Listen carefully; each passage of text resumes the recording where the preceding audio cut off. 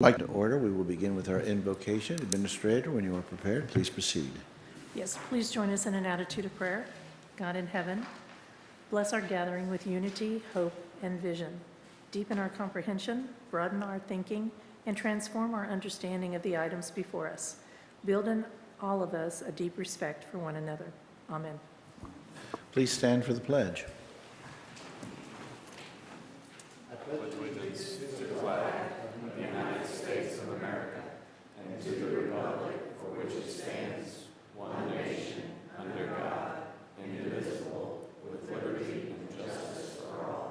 Thank you.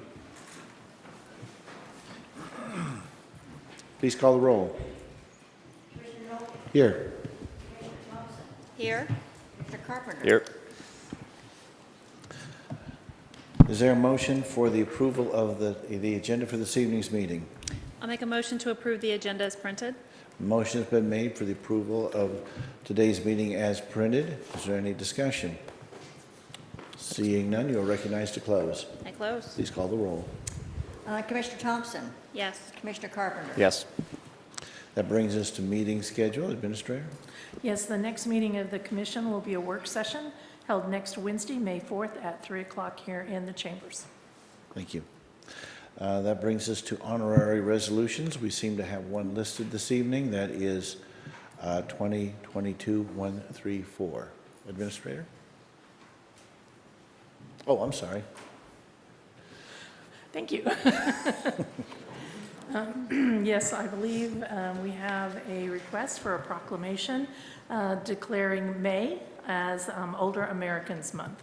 And so we have this before the commission. We do not have a recipient, could not be here this evening, but would appreciate the commissioners taking the opportunity to read the proclamation and sign it, and they will come by and pick it up. So. Thank you. That's great. By the way, one of the things I would like to just point out is that we as a county have our Senior Services Board, which is financed by a dedicated revenue source. So they do a lot of great things. If anybody knows of a senior who would need that kind of assistance in one way or another, then certainly call the county and let them know, because we do have some services available and certainly information available as well. Any comments from the rest of the commission? No, thank you. I'm okay. No comment, but look forward to signing the document and celebrating Older Americans Month in May, and it's a worthy cause. Thank you. Thank you. That brings us to discussion items. There are none listed this evening. Public hearings, there are none listed. Our consent agenda, is there a motion related to the consent agenda on this evening? Commissioner, I move that we approve the consent agenda as printed. Motion's been made for the approval of the consent agenda as printed. Discussion? Seeing none, you are recognized to close. Thank you. I close. Please call the roll. Commissioner Carpenter. Yes. Commissioner Thompson. Yes. That brings us to this evening's regular agenda. We have two items which are companion items. That would be 2022-130 and 131. Administrator? Yes, Resolution 2022-130 and 2022-131 are companion resolutions for the consideration of rezoning and preliminary plat for Eastern Estates. Planning and Zoning Manager Kip Jones is here and will provide a brief presentation for the commission. Please proceed. Kip Jones, Planning and Zoning Manager. So this is the Eastern Estates case that we discussed last week. I'm not going to go into great detail. Just want to talk about a couple points that were raised last week. We talked about the subdivision to the north, Johnson Ridge, being a conservation district. That's basically an overlay zoning that allows developers to do smaller lots if they set a certain percentage of the land aside as open space. That was not an option for Eastern Estates because we don't have enough acreage to do that. So that's the reason we chose to process this just as your standard major subdivision. And then the second point I want to address is some permits were brought up last week, like permits from Corps of Engineers or MDNR. That's part of the process that planning and zoning staff deals with on a daily basis. So obviously we will make sure, if this is approved, that the developer and builders get the correct permits through the state and the county. With that being said, I'd be happy to answer any questions the commissioners may have. Are there any questions from the commission for Mr. Jones? Not at this time. Thanks. No questions. Thank you. Very well. I sense that we have a number of people who may well like to weigh in on this subject tonight. What I'd like to do is, anybody who would like to speak on this matter, if you could line up, there's a podium right there. A couple of points. First, make sure that the light is green. Speak into the microphone and state your name, and we will proceed from there. If you want to queue up, I'll try to keep track of everybody. And the last thing is, if there are a lot of people who want to speak, rather than repeat the same thing over and over, if you can make your point in a concise way, that would certainly be appreciated, so that everyone who wants the opportunity has the opportunity to speak on this issue. With that, please proceed. Okay.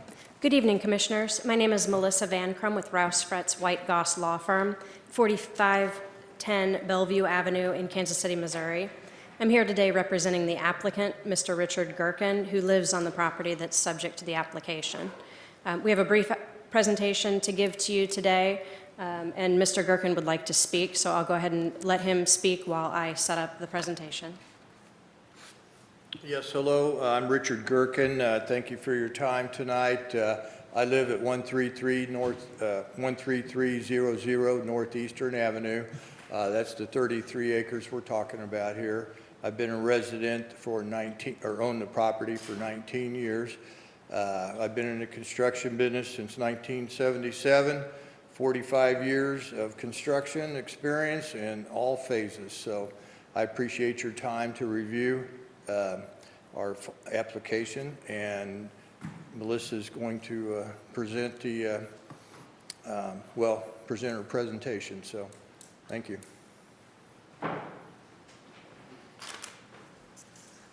Thank you, Richard. Also with me today, we have Art Aiken of AGC Engineers and my colleague Jim Bowers. So if you have any questions, we're here to answer those. We are requesting approval of a rezoning and preliminary plat from R1A, a zoning district that no longer exists, to RU40 and R1 for Lot 22. The subject property is just over a mile outside of the Kansas City, Missouri limits and close to both 291 and 435. The key to understanding this application is the change that's happened in the area. This is former cattle ground. 400 acres of used to be Bicklemeyer land and cattle, and the change to residential has been happening over quite a period of time. And that's not surprising, being just 1 mile outside of the Kansas City, Missouri city limits. In 2004, as Mr. Gherkin said, he purchased the property with the intent to subdivide. He began efforts to subdivide at that time, and many of those efforts have been opposed through some of the same neighbors over the years, including 3-acre lots. In 2005, the Johnson Ridge subdivision was approved for 104 lots immediately to the north, with just under half that were actually developed. The neighbors opposed that very development, and their generalized fears about Johnson Ridge were not realized. But now some of those very new neighbors at Johnson Ridge are raising the exact same claims to try to stop this development. In 2007, the county approved the preliminary plan and final plat for 9 3-acre lots on this property, and that has since expired. This current proposal only adds 9 additional lots from that plan that was previously approved. In 2008, the county approved a new comprehensive plan, followed in 2011 by a revised land development code. These are very key changes because this changed the policy significant from what resulted in the development pattern that you see in the area.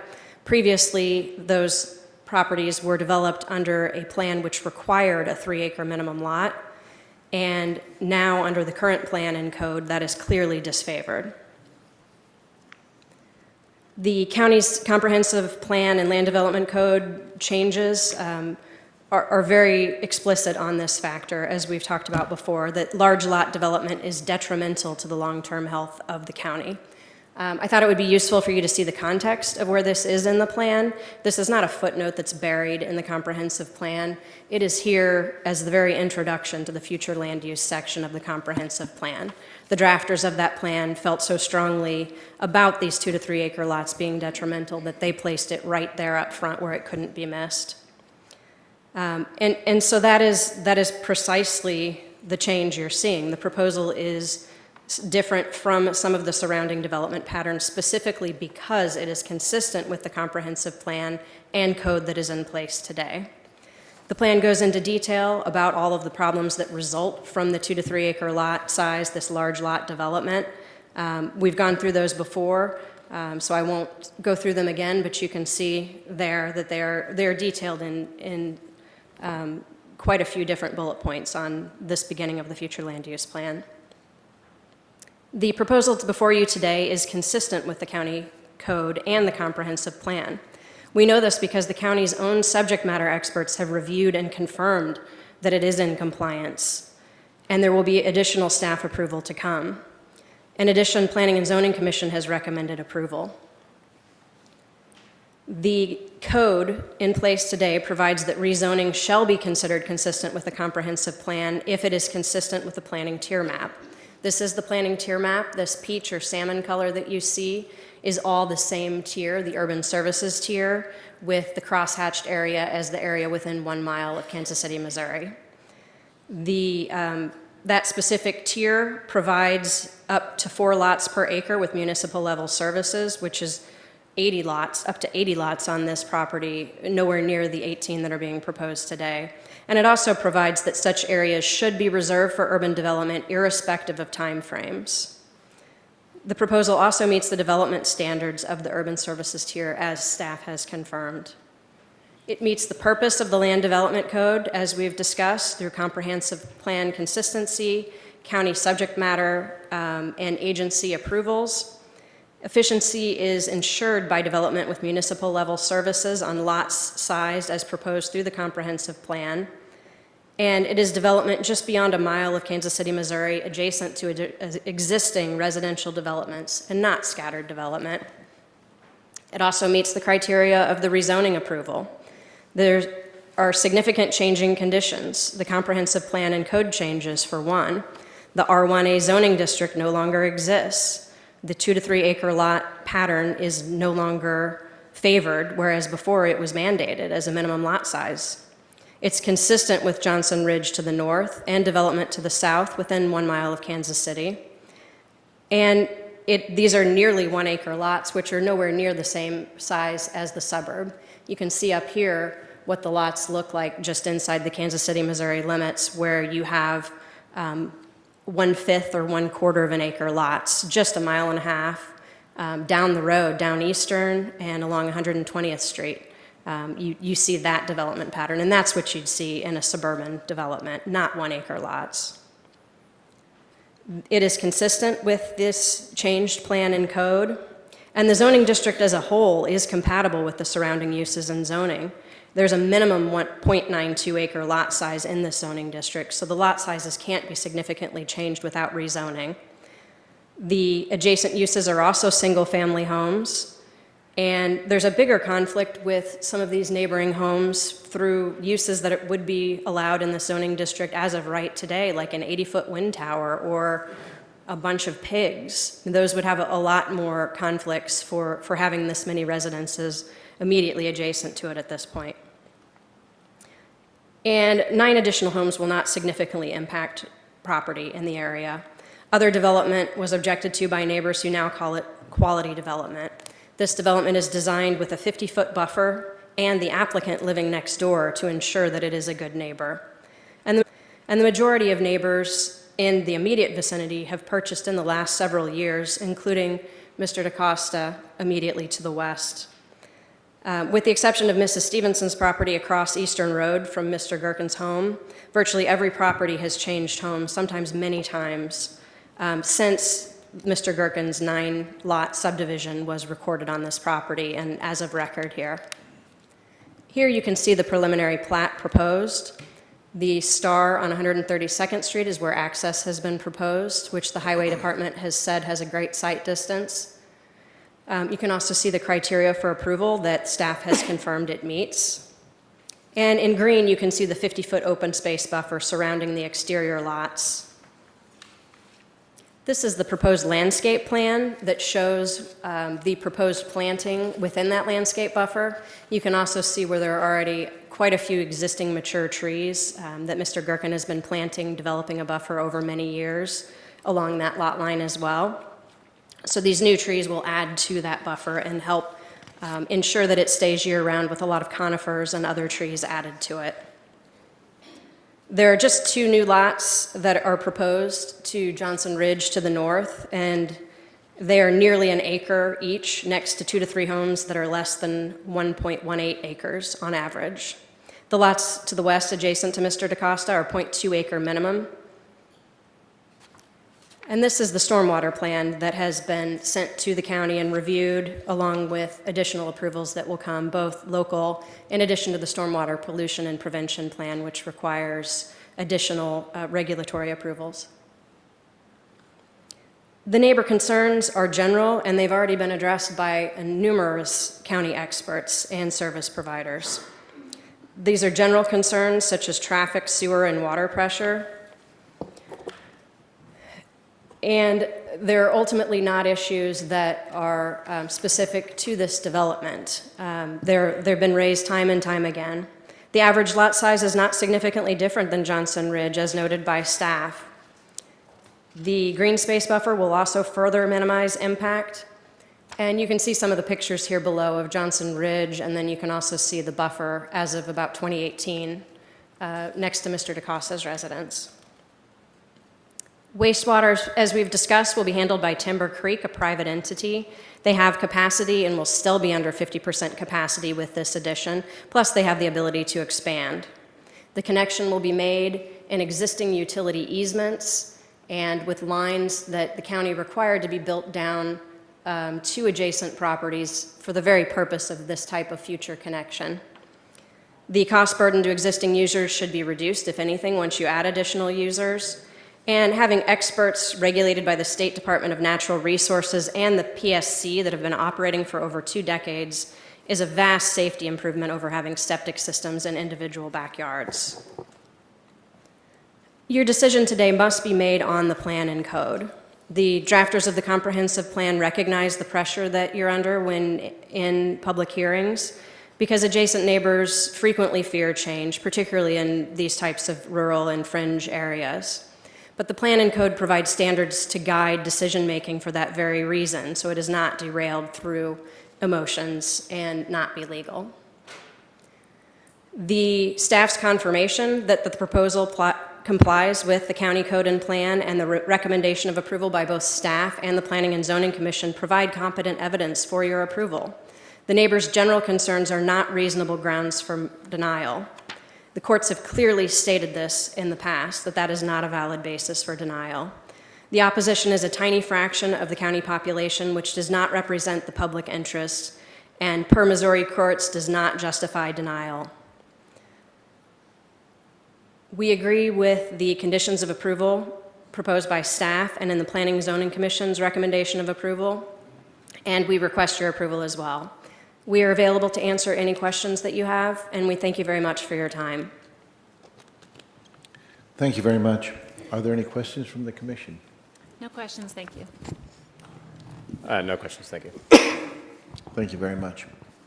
Now we'll go ahead, and whoever else would like to speak, like I say, please just line up and, as I say, identify yourself, speak clearly into the microphone, and after you've made your statement, I'm not sure how much we may well have for questions up here, but just linger for a moment so that we make sure that there is no follow-up questions. With that, please proceed. Vlad DaCosta, 6818 Northeast 132nd Street in Smithville. Mr. Kipp, could you?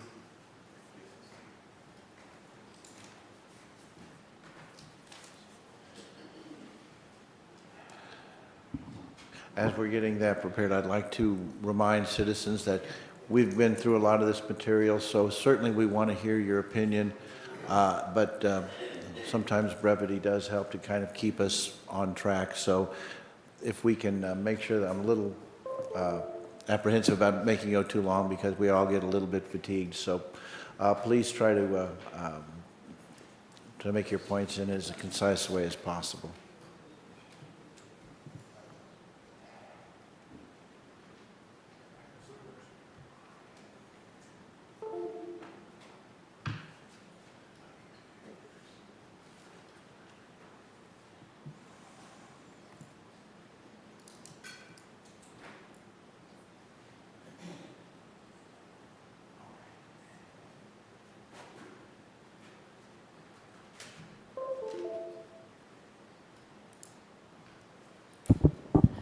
All right, there was a question last week, from one of the commissioners. What was the difference between the advisory board from the first hearing in January and the advisory board right now? The main difference is that the applicant had no lawyer. So that was the main difference. All right, those are the 5 approval criteria from the Land Development Code on page 21. I have a opposition on three of them. As you can see right there, the 2 blue squares, that's where the proposed development, Eastern States, will be located. Above is Johnson Ridge. So Johnson Ridge, those lots that you see right there is 1.2 acres, and all those lots that you see below, which is a mile south of the development, they are 3+ acres. And so 1 mile south, 1 mile north, 2.5 miles to the west, east, and 2.5 miles to the west. So as you can see, Johnson Ridge was and still is incompatible with the existing use and zoning nearby of the nearby properties. However, as Mr. Kipp alluded, Johnson Ridge is a conservation district, which allows for a compaction of the lots in the preservation of the land around it. As you can see the layout, right here you can see in the perspective of Johnson Ridge lot sizes and the proposed development lot sizes. As you can see, the lots of Johnson Ridge are visually bigger than the proposed lots.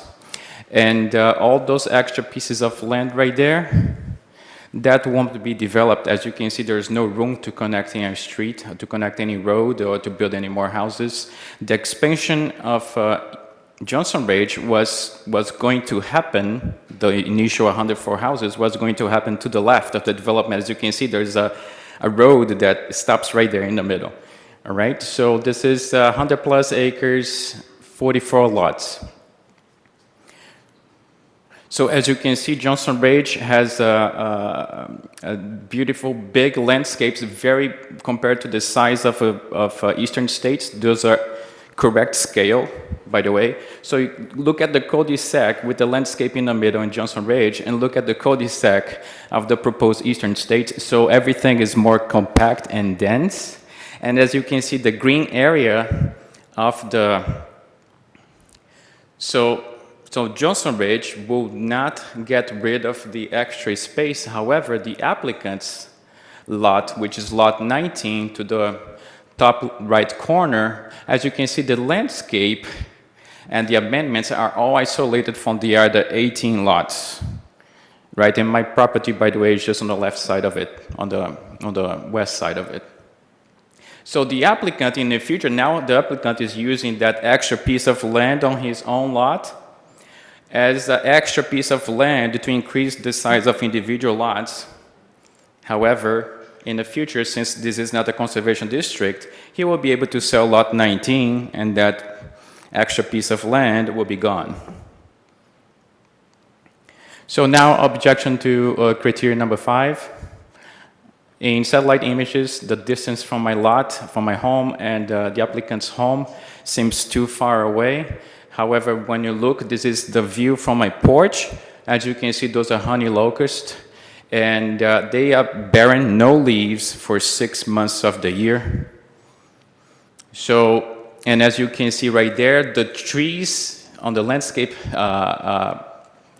Plat right there, as you can see, the colored trees are the ones that will be added. The gray ones are the ones existent. So 66 honey locusts are located right there on my fence line. You know, on the far west, right there. That's my fence line, 66 honey locusts. And the applicant's landscaping project is only proposing a very discreet 1 row of tree line. Unlike around his property, if you can see, there's double stacked tree lines, giving him very much privacy. However, along my fence line, just 1 row of deciduous trees that lose leaves for 6 months of the year. For 6 months of the year, if this thing is approved, I will see everybody's backyard and dinner table and so forth. as you were able to see, this is applicant's home all the way to the other end of the development from my front porch, right? Now imagine those houses right there along my fence line, how close it's going to be. All right, and reminding you that those leaves, they fall, they're off the tree for 6 months. That picture right there on the top right corner, I took it yesterday. That's a honey locust. It's sprouting right now. So it's almost May, and there are no leaves on the trees. So from November to May, I will have no privacy whatsoever with the current landscaping plat that the applicant submitted. And those are all the points I would like to highlight. Thank you very much. Thank you very much. We appreciate your concise review. Questions?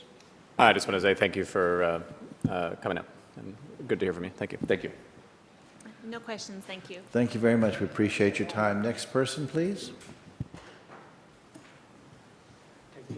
Don't tell the wife.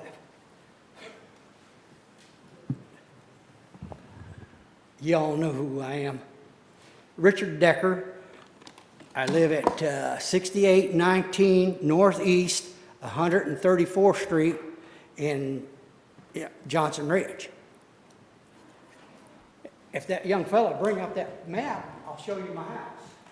It's going to be I'll tell you what, if you would like to go ahead and talk a little bit, then when he brings Okay. the map up, we'll highlight your residence. I'd like to tell you that I'm the one who called Mr. Dupree on the engineering on this. The Army Corps of Engineers, and I called him and asked him about it. He called me back the other day, and he told me unless they touch it, there ain't nothing you can do about it. Okay. So, first thing on my mind is the 19 houses that are going in there, they're putting them on 17 acres. I'm going, what? They're going to be,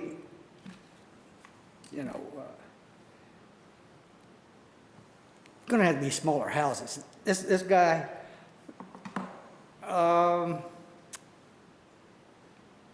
he's going to make them cost $750,000 up, is what he says. And what he does is a different thing. So I don't think that's a true deal there. And the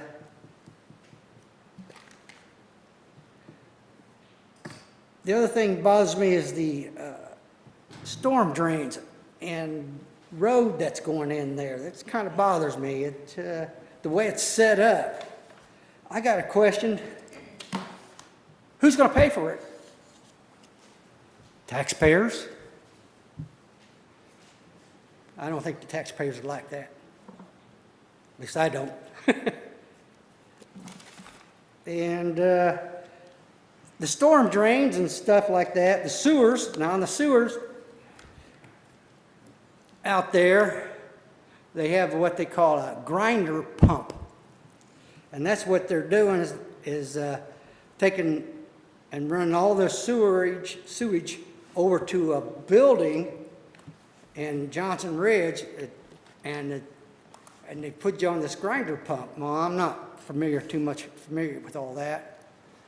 But it goes to this one check. When I first moved in over there, they said there was 3 phases to Johnson Ridge. Said this is only the first phase.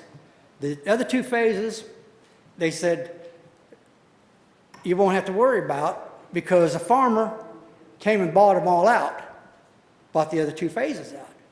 Well, and he's just farming it. It's a good deal. But my understanding is this grinder pump thing where it comes up, the sewage and stuff, goes out in front of your house and down and into this building, and we hire these people to take care of this, So the reason I understand that they can't put anything else like laterals and stuff like that, septic system in, is because the land isn't that good. It won't perk. And so they make everybody out there dig a pond and put in that type of system. And that's what this deal is. So when you see them lines running across my property and everything, well, I ain't liking that too well. That building belongs to Johnson Ridge. Actually, they paid for it. And that was supposed to be for those other 2 phases. But now, I guess we got another phase coming in. They didn't tell us that there were going to be another phase when I built my house. So, I don't like that idea. If that line breaks, guess what? Especially on my property. Don't come over. All right. Let me get on. I'm nervous. It's hard to speak in front of people. You're doing fine. Please proceed. All right. Okay.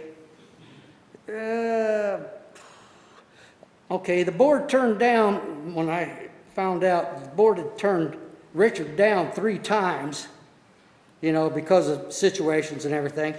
His place over there, when we first moved in 4 years ago, wasn't really a prime area. He had a lot of equipment in his yard. I had a farm too, and I know what the equipment is.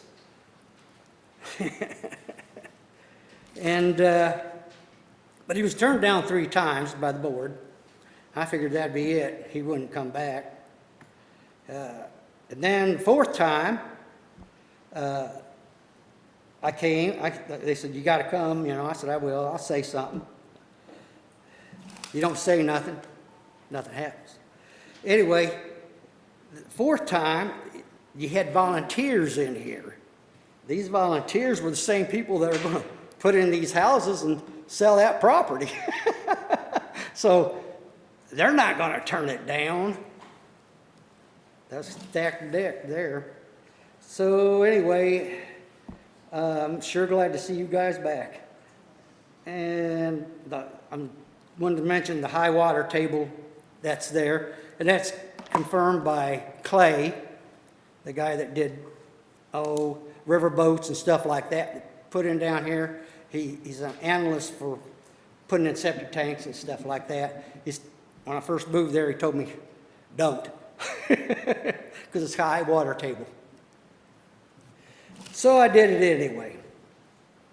The other thing I got on my mind is, okay, if the house catches fire, I'm gonna let her burn. Our fire department is in Smithville. And by the time they get out there, there ain't gonna be nothing left. That's another reason. And they're putting these houses further to south of my house. And there ain't that, the last time, took Kearney Fire Department to get there on a house a little south of me when it caught fire. The old boy was up back there barbecuing and went in the house to get something. The wind blew the barbecue grill over, caught his house on fire. But he ran out the front door and the house burnt down. Kearney was the first people to get there. And by that time it was gone. And there was no water pressure, that's why. Okay, and yeah, he keeps saying that it's going to be equal to where we live in Johnson Ridge. They're going to be tract homes. It ain't going to be like that. Thanks for bringing that up, young man. I appreciate that. Do I need to take this with me? Mr. Jones, excuse me, has your address, so he'll be lighting that up here, I guess. Yeah, is that right, show Mr. Jones? show where I'm at. 6819, right there. You got her. Okay, that'll work. Okay. And if you look where he's at. Would you go ahead and stand back behind the podium so that when you can speak in the microphone, that way we make sure everybody can hear you. All right. Thank you. Okay, you see where I'm at and we'll see where he's planning on putting them houses? For one thing, why'd he come off of 34th or 32nd Street in and then make a deal? Why didn't he just come off of Eastern Avenue? That don't make sense. I think I know why.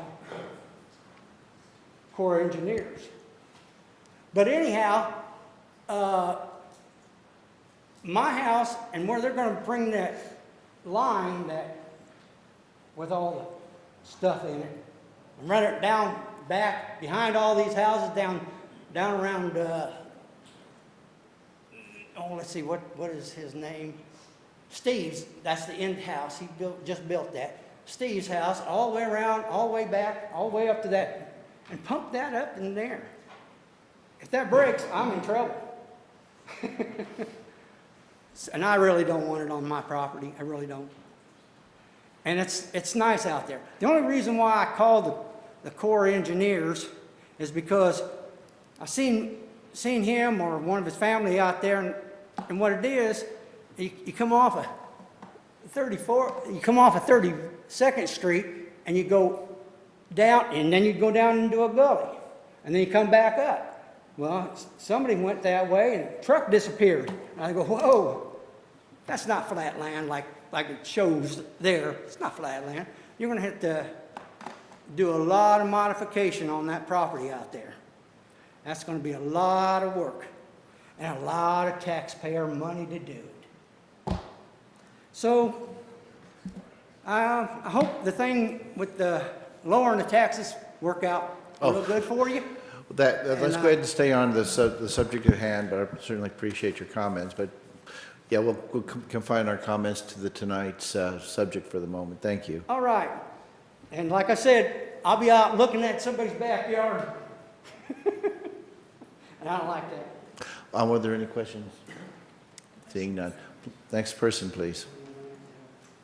And by the way, can I get a show of hands? How many people would like to speak this evening? So there's 3, 4, 5, 6, 7, 8, 9, 10, 11, 12. Okay, looks like roughly a dozen or so. So if, to make sure everybody gets their say and to make sure that everybody has a chance to speak, let's go ahead and you know, to the degree that you're able to make your point, please, you know, kind of be concise. I'm Paul Stevenson. I live 13315 Northeastern, right across the road. I've gone up on the north end of Johnson Ridge where they built about 10, 11 houses up there, right?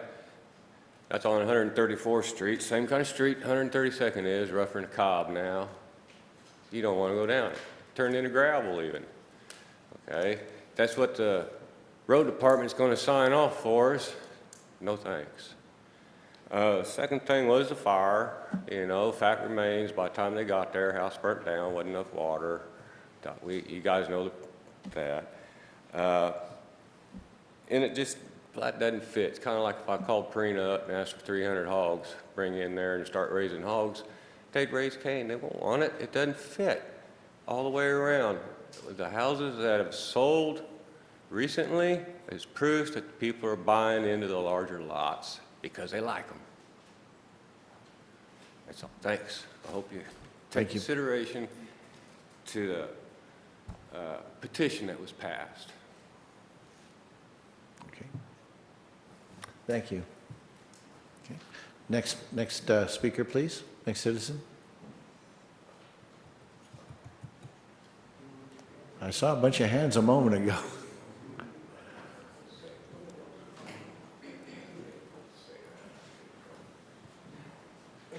And like I say, just to kind of keep it moving, if you would like to queue up so that we can keep the comments flowing pretty quickly, that would be helpful, I believe. Please proceed. Okay, I'm Mary Stevenson.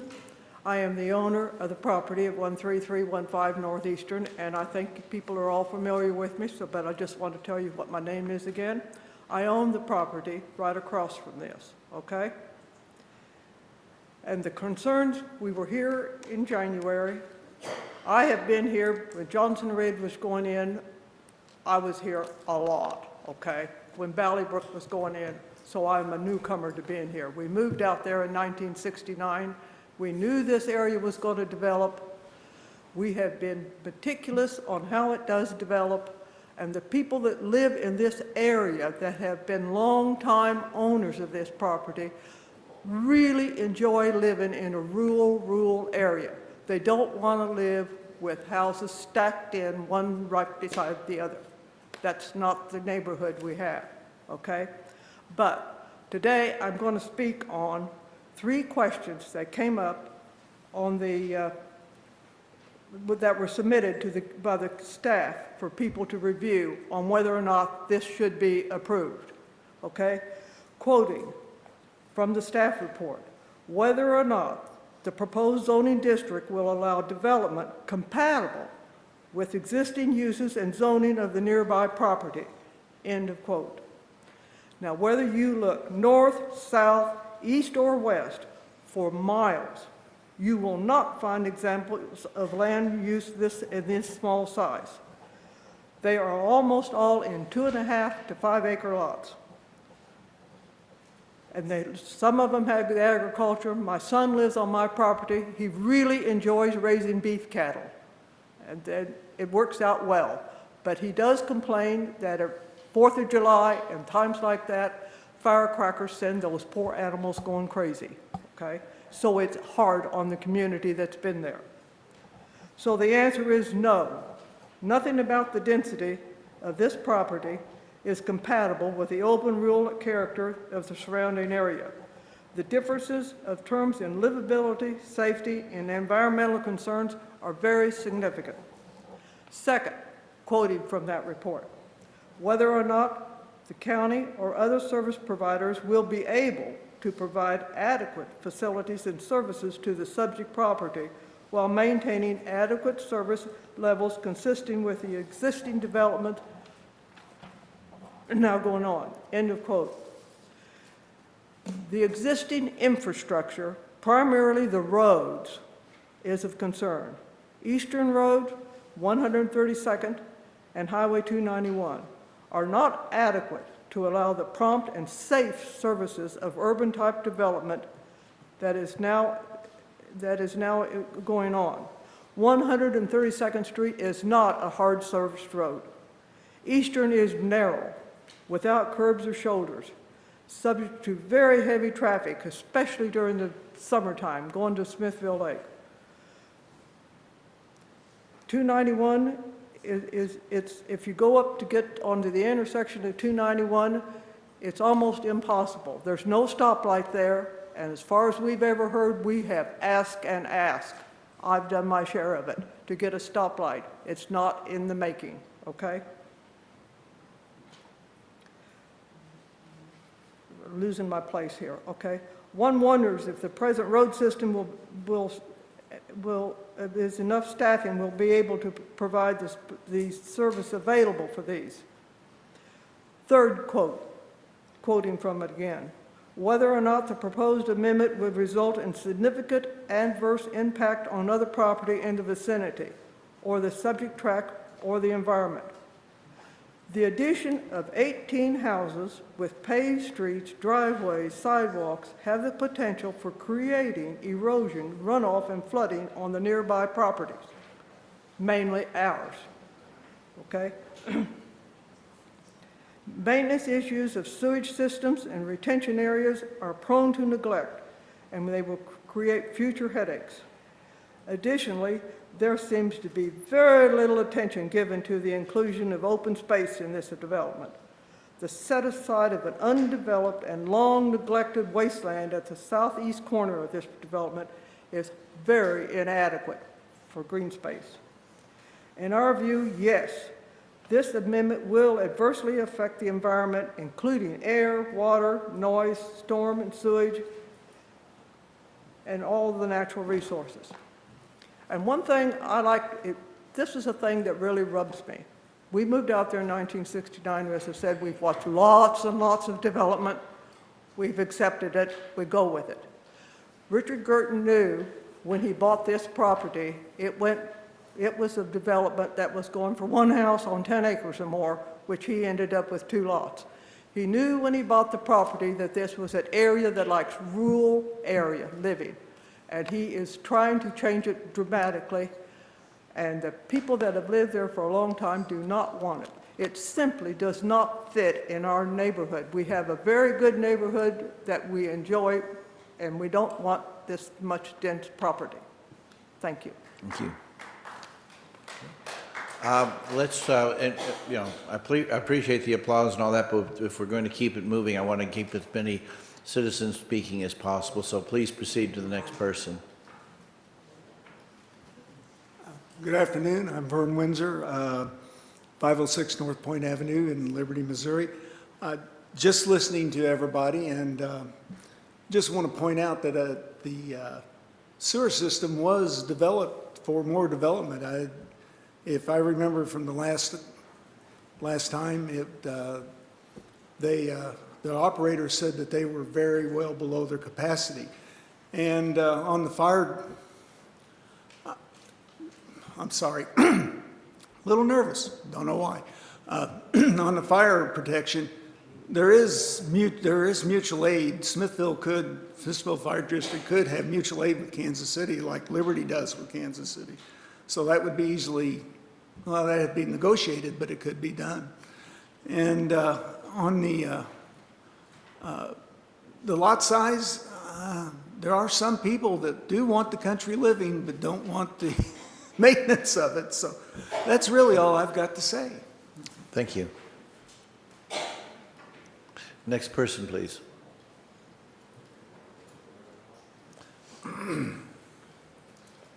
Clint Cook, 612 Joseph, Liberty. I just want to address the fact that since I have been here, I have heard we like, I think, we don't like, and just as commissioners, I think you should just go off the facts. What is the law? And the first speaker, the attorney, I think told us what the law was. I don't know why this is dragging on. Thank you. Thank you very much. Next person, please.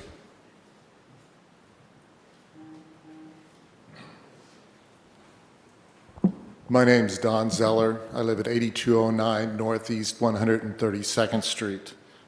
Sorry we were late, but we got stuck behind 8 cars trying to get off Eastern onto 291.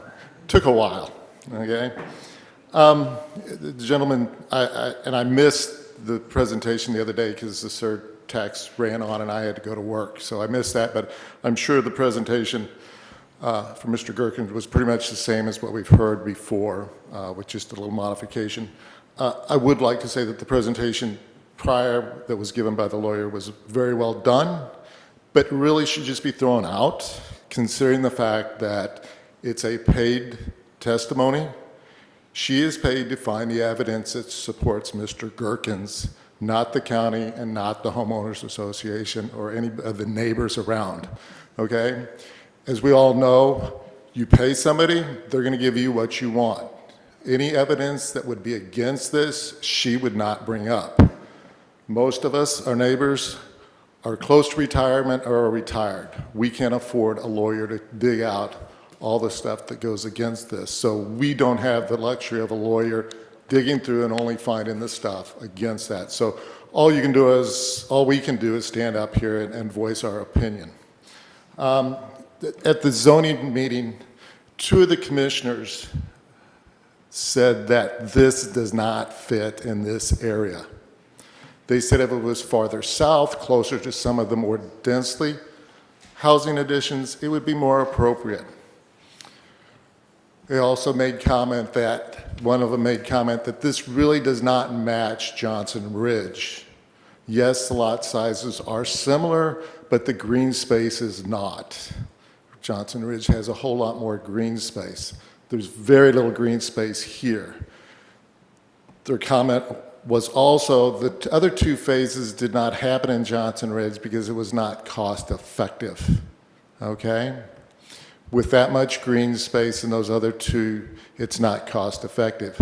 If you approve this little bit of green space, I'm sure Johnson Ridge Phase 2 can come back, cut the green space down, add twice as many houses or more, and it would be cost effective, okay? Are we ready for that in this area? That would lead to Phase 2 and Phase 3 because now it's cost effective. One of the commissioners' comment was, the water pressure, Law is they only have to provide you 20 pounds of pressure. I don't know if you've ever tried 20 pounds of pressure, but I tell you what, you won't put a fire out with 20 pounds of pressure. And yes, the fire is an issue. They were concerned when that house burned on 132nd Street that it was going to catch the houses next to it on fire the way the wind was blowing. Those houses got quite a bit of distance. If these houses are this close together, trust me, those other houses are going to catch fire if there's any sort of a wind. The road that they will be putting in is about 2/10 of a mile for this housing addition. I'm not sure how many houses they have on the north-south road because I haven't seen the latest drawing. But at 2/10 of a mile, I went into Johnson Ridge and drove, and depending on where you measure, there's either 6, 7, or 8 houses in 2/10 of a mile, if you count houses on both sides. I'm sure we're going more than 8 houses on this road, okay? So they're really squeezed together, okay? I'm sure that she spoke of the experts. The experts say this about the roads.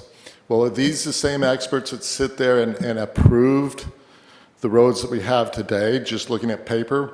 If you look at the road on Eastern at 291, they redid that so that they could move it more towards the top of the hill. Well, they did, but they put curves in. The curves are banked the wrong direction, yet nobody came out to look at it. Typically, when you turn, a curve goes like this. If you ever drive, these go like this, okay? They bank the wrong direction, okay? If you go over to Stark, the experts on that road there have a sign that says there's a curve ahead. And the sign says the road goes to the west and then back to the east. Well, when you stand there and look at it, the road goes to the east and back to the west. These are experts who sit there and look at pieces of paper. I'm sure that they were asked, looking at a piece of paper, does this all work? And they probably said yes, okay? Other experts that she spoke about who approve this size lot, are those the same experts that said 3 to 5 acres before? Are these the same experts? Or do we have a different group now? You can get experts wherever you want. And you and I know that however you word the question, you'll get the right answer. If I call Smithville Fire Department and said, if I build houses at the 132nd and Eastern, do you guys provide fire protection? Their answer is going to be yes. Okay? If I call the water district and say, if I build a house here, or a couple of houses here, or some houses here, do you guys provide the water in this area? Their answer is going to be yes. I don't know if the question was, if we build 19 houses on this size acreage, would you as a fire department want to support this? So from the answers from the fire department, water department, you can get whatever you want. You all know it, I know it, it depends on how you word the question. We don't know what the exact question was. Again, it's not safe at 291. 92 is not safe either, okay? You drive up there, it's a flashing light. I don't know if any of you have ever driven there and tried to watch that light. You're trying to watch a light, you're trying to watch this way, trying to watch this way. When the light stops flashing, it's supposed to be clear. And it is, as long as the traffic is going 55 miles an hour, okay? If you're sitting there and it quits flashing and the car coming from the west to the east is doing 45, about the time you pull out, they come over that hill, okay? Because the light has quit flashing.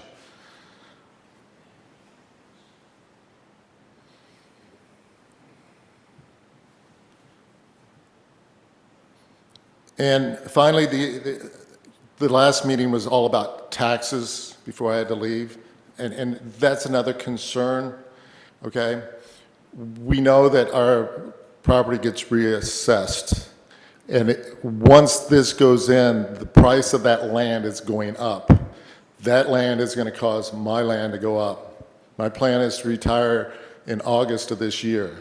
If my property taxes double, because I own 11 acres, okay? If you take what this land is worth and now apply it to my 11 acres, I'm in trouble, okay? So it's a big concern. Just want to leave you with, two of the commissioners said that this would be more appropriate and towards the other districts. I think that was a good assessment, okay? And, you know, if Mr. Gerken wants to build something like this, build it closer to the city, build it in the city.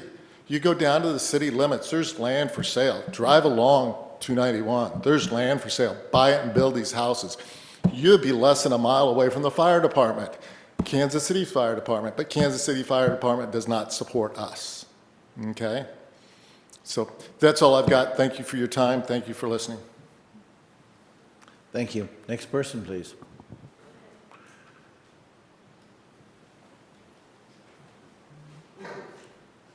Hi, my name's Scott Dillon. I reside at 2145 Red Oak Lane in Liberty, Missouri. Been here a few times. This process has taken a while. It's been interesting to see. The last gentleman that just spoke said that there were 2 commissioners that were opposed to this project, but there were 4 that voted for this project, which is how we ended up being here today. Okay? I am still 100% in support of this. Talking about country living, estate-sized lots, I'm interested in that kind of thing. That's why I'm going to still vote yes for this. Appreciate your support and your time. Thank you. Next person, please.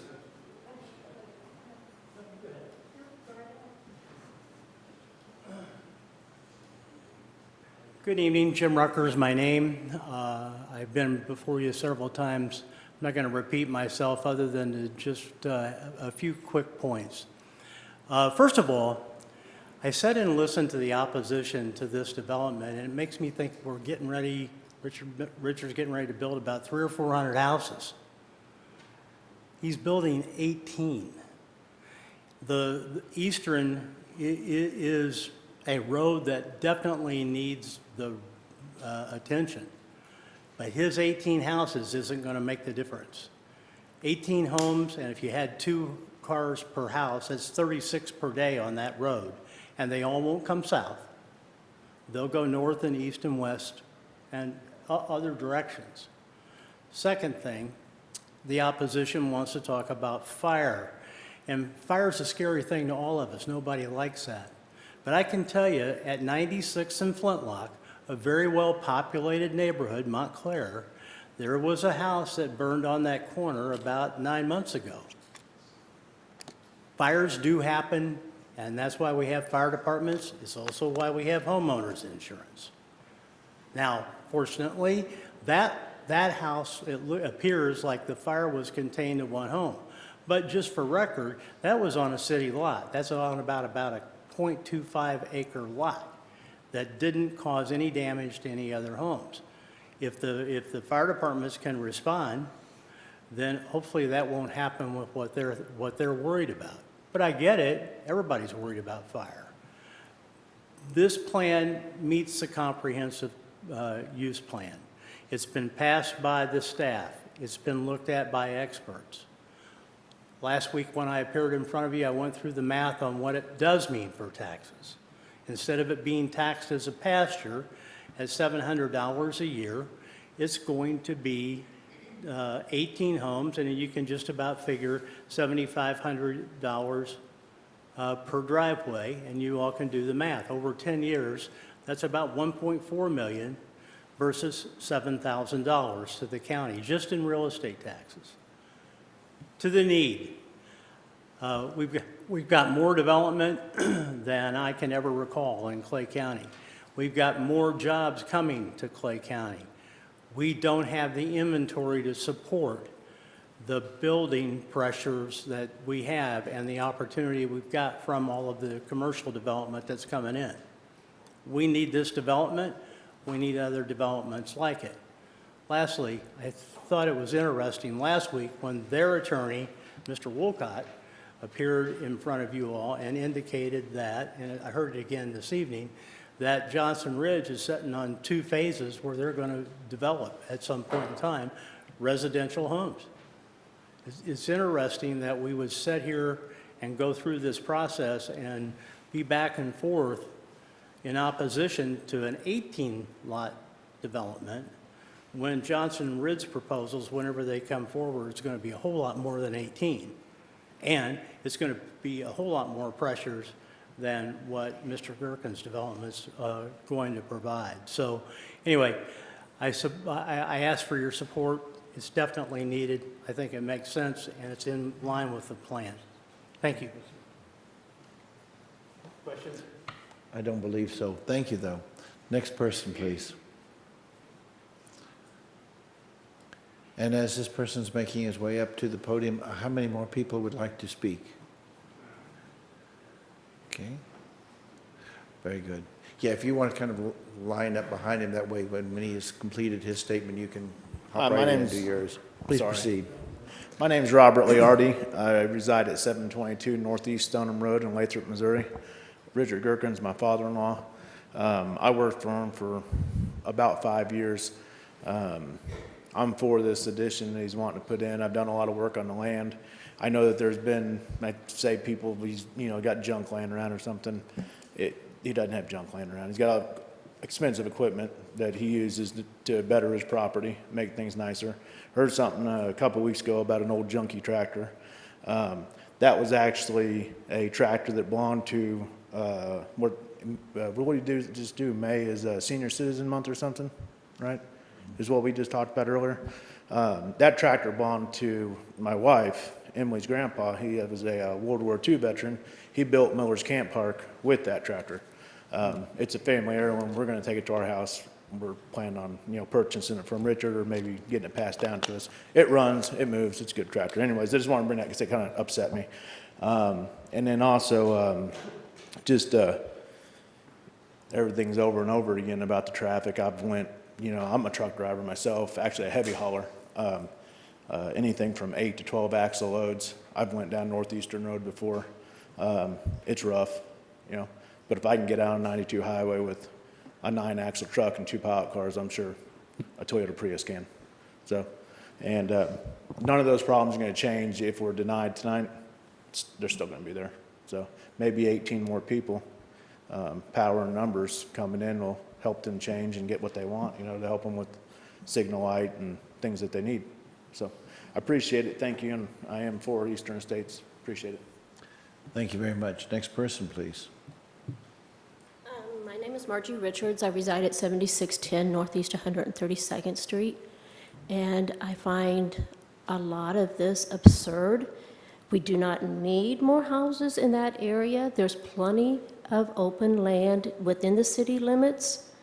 I think the difference between Johnson Ridge and Eastern Estates is common courtesy. They have the green land available up there. It's much nicer. They don't have thorn trees as their landscaping.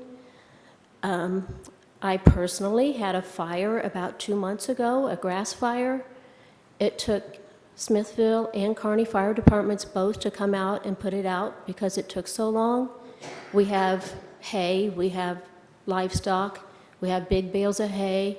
They catch on fire fast, they go fast. Grass fires go really fast. And I can tell you, if it wasn't for family and friends and neighbors, there would have been a lot more damage by the time that Kearney and Smithville Fire Departments both got there to put that out. Our house was in danger. Luckily for the neighbors, we got it under control pretty much before the fire departments got there. So I just find my biggest concern is common courtesy. This does not fit our landscape. This does not fit our school districts, our roads. I don't know how many houses right now for $750,000 will have a 2-car garage. I think there's going to be a little more than 2 cars for each house. It does make a difference. I call every spring and summer to get the corners mowed, where he's talking about the corners are banked incorrectly because we can't see. This puts our lives in danger. I've got a 6-year-old granddaughter. I had a nephew that was hit on 92 highway up at WHB with a school bus. There's a lot of danger and a lot of things to be considered when you add this much more without any improvements. I appreciate your time, and I hope you take it into consideration. Thank you. Thank you very much. Is there anyone else that would like to, there we go. Hi, I'm Shelley Zeller, and I live at 8209 Northeast 132nd Street. I'm 0.6 of a mile east of the proposed development. We have nothing against you developing the property, but we would really prefer that you would develop it similar to what's currently in that area. I mean, you've heard us all. We've all moved out in the country for the same reason. We love the wide open area, less traffic. We don't want to live in the city, and we don't want a suburb moved out to the city. So if you want to develop it into, the much smaller lots like that, again, buy some property south of us, go back to the city, develop it there, or develop it into much larger lots so that it's similar to the lots that, we have around in that area. Thank you. Next person, please. Hello, I'm Antoinette Cook, 612 Joseph Street, Liberty, Missouri, 64068, and I've been here a couple of times myself. My husband Clint and I are very interested in moving to a neighborhood like Eastern Estates and hope that it passes so that we can look at buying a home there. We currently live in Liberty on a very small lot, and an acre would be, or a little over an acre would be a huge plus to us. And I just hope you'll consider that there are many people that are looking for homes in that price range and on those size lots, that this would help. Thank you. Thank you. Next person, please. My name is Elva Windsor, and I live at 506 North Point Avenue here in Liberty. And just like she said, we are looking for something just exactly like this at Eastern Estates and hope that you do pass it. Thank you. Thank you.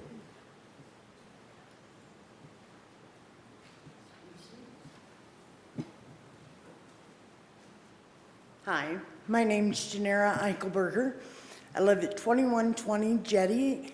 As a potential home buyer and interested in this particular type of setup, I appreciate everybody's concerns on lot sizes and whatnot, but an acre for me to mow and to keep up as a single liver is not gonna work. I like the smaller lot size. I like where they're kind of close and you've got close neighbors and it's kind of built-in protection. And just because I'm not identical to suburbs or to homes that are north or east of me, doesn't mean that what we're proposing is wrong. It's right for me as a potential buyer. They already have their homes and have found what they want. But this is what I'm looking for: smaller, condensed, safe. And yeah, please keep that in mind, that I shouldn't have to go to 1.1 acres because I need to be identical. I don't want all the extra maintenance with that type of living, as a single person anyway. Thank you. Thank you. Is there anyone else wishing to comment on this issue? Mr. Chairman, members of the commission, my name is Jim Bowers. I'm here on behalf of Mr. Gerken and his development. I wasn't going to speak, but I want to make just a few points. Number one, I am a lawyer and I am paid, and I'm here on his behalf. I'm an advocate for Mr. Gerken's project. Mr. Steve Wolcott was here on 2 prior occasions in front of this commission as well as the Planning and Zoning Commission, representing the neighbors. So both sides have been represented by counsel in this case. The notion that facts adverse to our development have not been presented is false. The notion that the officials for the districts that provide service to this project somehow should be discounted is a wrong-headed idea. Do public officials make mistakes? Yes, they do. Do public servants make errors? Yes, they do. We all do. But the service providers, in this case, as well as every case that comes before you, makes a judgment because your ordinance requires them to, as to whether or not they can provide service to a proposed development. And in this case, every one of the service providers identified this project as meeting their criteria and as being acceptable. You heard from Mr. Kip Jones, your planner, not our planner, but your planner, that this project meets the requirements of the Comprehensive Code, meets the requirements of the Unified Development Code. Those are independent assessments, not assessments of an advocate either for or against the project. The law is pretty clear in this case, I think, that the opinions of those who oppose the project do not carry substantial weight in terms of evidence. They are just opinions. Most of what you heard has no factual underpinning to support it. This is not a case that should be decided on the basis of who talks the loudest and who talks the longest. It should be decided based upon the comprehensive plan, which this project complies with, and the development code, which this project complies with, concerning the 5 criteria set forth in the code. So with that, I'll close my presentation and ask if you have any questions. Thank you very much. Appreciate your time. Is there anyone else wishing to speak on this topic? Very well. Seeing none, I will entertain is there any further discussion from the commission? Yeah, I've got a... Please proceed. So I've got a quick question for either Mr. Jones or Mr. Graham, whoever wants to take a shot at it. Counsel for the applicant, most recently said that we should do it if it meets the comp plan and the code. The initial presentation, the last couple of slides said that we must approve if they meet the comp plan and the code. And so I'm just curious if you all have an opinion as to whether or not that is the case, that if they meet the comp plan and the code, that we must approve as the county commission. Since you guys can't see each other very well, which gentleman would like to go first, assuming you would like to comment on that? Well, first off, I want to request that I be addressed as Mr. Kip from now on, if we can do that. That would be terrific. Yes, Mr. Kip. Thank you. So I guess I would add that the Land Development Code says those five criteria, the review and decision-making bodies should consider those, and the plating criteria, it says those must be met. I think Kevin may, or Mr. Graham may, or Mr. Kevin may want to address the other part of that. No, Mr. Counsel. I agree. I think really the thing you want to focus on are the 5 rezoning criteria that are found in our land development code. Certainly, some of those take evidence that can be seen in a reasonable way either way. And so I don't know that they mandate a certain outcome based on the testimony, because you can weigh different evidence and different testimony as you see fit in the positions that you have. So, but I certainly would suggest that those 5 criteria are probably where you want to start. All right, thank you. Just to follow up, I guess, Mr. Counselor, beyond that, and that is, while there's still a degree of judgment that we exercise, but certainly we need to keep in mind those codes and those factors. Does that pretty well sum it up? Sure. Yes, we want you to be very tethered to those criteria and to the evidence as it applies to those criteria. Very good. If there are no further questions or discussion, I would entertain a motion related to 2022-130 and 131, and I would remind the maker of any motion to include that the box be checked on those, either as approved or denied on those resolutions. So with that, is there anyone who'd care to make a motion? I'll make a motion to approve 2022-130 and 2022-131 with the boxes marked approved. Very good. Motion has been made for the approval of 2022, 130 and 131 with the box marked approved to be checked. Discussion. Do you have anything you'd like to ask or add? Commissioner? Well, I just want to say that I take all of your concerns very seriously, and for those of you who are strongly opposed to this and feel it's going to change your quality of life in your area, I'm incredibly sympathetic to that. Ultimately, where I fall on this is I think the correct default is to default to what the Planning and Zoning Commission has concluded, which in this case is for approval. My second default is, this is in the Eastern District. Commissioner Thompson represents the Eastern District. And if you are in support of this, I'm going to join you in support of it. I don't know that there's any easy path forward here, but I think that's where I'm going to fall on this vote today. Thank you. Thank you. I'd like to make a comment, and it's really in more general in its character, and that is a comment that's been made more than once, that this has been a very long process. We've gone through a couple of different steps. Clearly, when you look around this room, there are a lot of people who weigh in. I think this is very encouraging from the point of view that this shows that people can come together, they can make their views known on a view, and that they can petition their government to take an action one way or the other. So while, yes, it was long, and yes, it's been a little bit, I guess, a little bit of an ordeal for some, I would say that the process that we're going through is altogether positive, and one that I think serves our county the best it can.